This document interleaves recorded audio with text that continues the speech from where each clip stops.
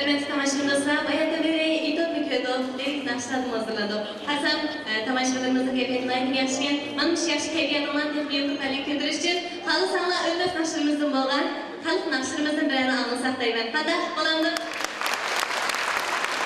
Efendim, nakı saytımızda talant nakşılarımızın Gülcenet Hüseyin. Hadi, merhamet.